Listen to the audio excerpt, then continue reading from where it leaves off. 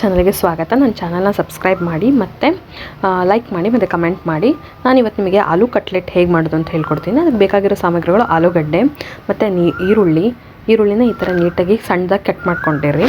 So ಅದಾದಮೇಲೆ ಸ್ವಲ್ಪ ಖಾರದ ಪುಡಿ ಮತ್ತು ಮಸಾಲೆ ಪುಡಿ ಅಥವಾ ಸಾಂಬಾರು ಪೌಡ್ರ್ ಹಾಕ್ಕೋಬೋದು. ಸೊ ಅದಾದಮೇಲೆ ಅದಕ್ಕೆ ಸ್ವಲ್ಪ ರುಚಿಗೆ ತಕ್ಕಷ್ಟು ಉಪ್ಪು ಮತ್ತು ಕೊತ್ತಂಬರಿ. ಸೊ ಇದಿಷ್ಟಿದ್ರೆ ಸಾಕು, ನಾವು ಮಾಡ್ಕೋಬೋದು.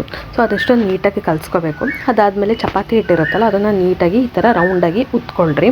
ಸೊ ಅದಾದಮೇಲೆ ಆಲೂಗಡ್ಡೆನ ಅದು ಸ್ಮ್ಯಾಶ್ ಮಾಡ್ಕೊಂಡೆಲ್ಲ ರೆಡಿ ಮಾಡ್ಕೊಂಡಿರ್ತೀವಲ್ಲ,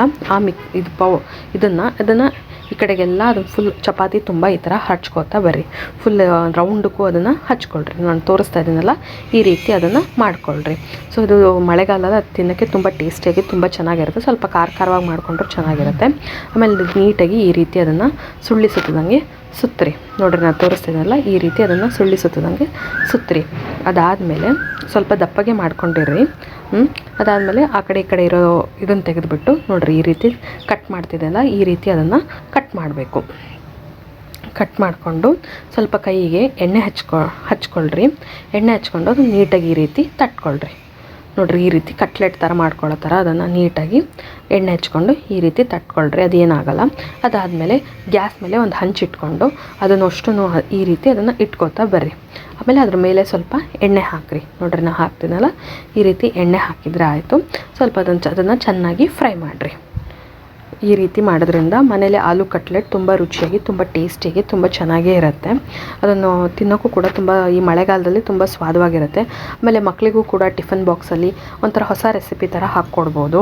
ಆಮೇಲೆ ಬ್ಯಾಚುಲರ್ಸು ಕೂಡ ಇದನ್ನು ಈಸಿಯಾಗಿ ಮಾಡ್ಕೋಬೋದು. ತುಂಬ ಟೇಸ್ಟಿಯಾಗಿ ತುಂಬ ಚೆನ್ನಾಗೇ ಇರುತ್ತೆ. ನೀವು ಮನೇಲಿ ಅಥವಾ ಸಂಜೆ ಹೊತ್ತು ಕೂಡ ಇದನ್ನು ಸ್ನ್ಯಾಕ್ಸಾಗಿ ಕೂಡ ಯೂಸ್ ಮಾಡ್ಕೋಬೋದು. ನೋಡಿರಿ, ಒಂದು 3-4 ರೀತಿ ಇದನ್ನು ಯೂಸ್ ಮಾಡ್ಕೋಬೋದು ಆಲೂ ಕಟ್ಲೆಟ್ಟು. ಸೊ ಚಪಾತಿ ತಿಂದು ಬೇಜಾರಾಗಿದ್ದರೆ ಈ ರೀತಿ ಅದನ್ನು ಮಾಡ್ಕೋಬೋದು. ನೋಡಿರಿ, ನಾನು ತೋರಿಸ್ತೀನಲ್ಲ, ಆ ರೀತಿ ಅದು ಸ್ವಲ್ಪ ಕೆಂಪು ಬರೋ ರೀತಿ ಅದನ್ನು ನೀಟಾಗಿ ಅದನ್ನು ಬಿಸಿ ಮಾಡ್ಕೋಬೇಕು. ಅಂದರೆ ಕೆಂಪು ಬರೋ ರೀತಿ ಅದನ್ನು ನೀಟಾಗಿ ರೋಸ್ಟ್ ಮಾಡ್ಕೋಬೇಕು.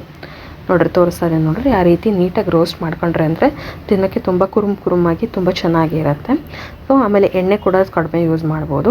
ನೋಡಿರಿ, ನಾನು ಕಟ್ ಮಾಡಿ ತೋರಿಸ್ತಾ ಇದ್ದೀನಿ, ಯಾವ ರೀತಿ ಬಂದಿದೆ ನೀವೇ ನೋಡ್ತಾ ಇದ್ದೀರಾ. ಸೊ ತುಂಬ ಟೇಸ್ಟಿಯಾಗಿ ತುಂಬ ಚೆನ್ನಾಗಿದೆ. ಸೊ ನನ್ನ ಚಾನಲ್ನ ಸಬ್ಸ್ಕ್ರೈಬ್ ಮಾಡಿ, ಲೈಕ್ ಮತ್ತು ಕಮೆಂಟ್ ಮಾಡಿ. Thank you.